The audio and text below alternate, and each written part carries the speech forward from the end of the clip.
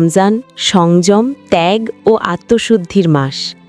এই মাসে ধর্মপ্রাণ মুসলমানরা সারা দিন রোজা রেখে ইবাদত বন্দেগীতে সময় কাটান। তবে সমাজের একটি বড় অংশের জন্য রমজান মানেই কঠিন সংগ্রামের আরেক নাম।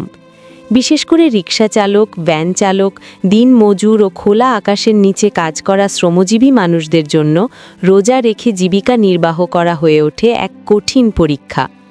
শহর ও গ্রামাঞ্চলের বিভিন্ন সড়ক ঘুরে দেখা যায় প্রখর রোদ ও তীব্র গরম উপেক্ষা করে অনেক বৃদ্ধ রিক্সা চালক রোজা অবস্থায় যাত্রী পরিবহন করছেন।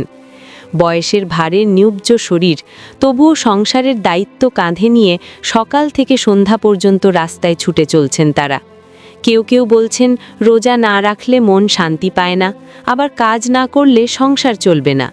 তাই ধর্মীয় কর্তব্য ও জীবিকার তাগিদ দুয়ের মাঝেই চলছে তাদের নীরব সংগ্রাম। ভ্যান চালক ও নির্মাণ শ্রমিকদের অবস্থাও একই রকম।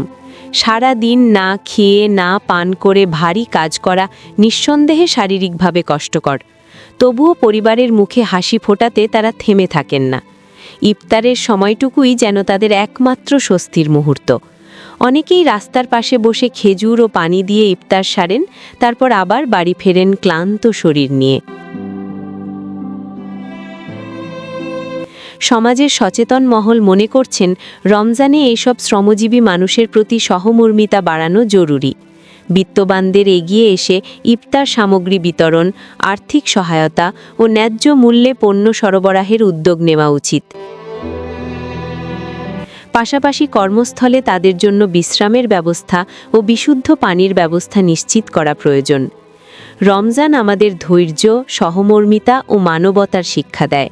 খেটে খাওয়া এই মানুষগুলোর কষ্ট উপলব্ধি করে যদি আমরা সামান্য সহানুভূতির হাত বাড়িয়ে দিই, তবেই রমজানের প্রকৃত তাৎপর্য বাস্তবে প্রতিফলিত হবে। News desk, Chittagong.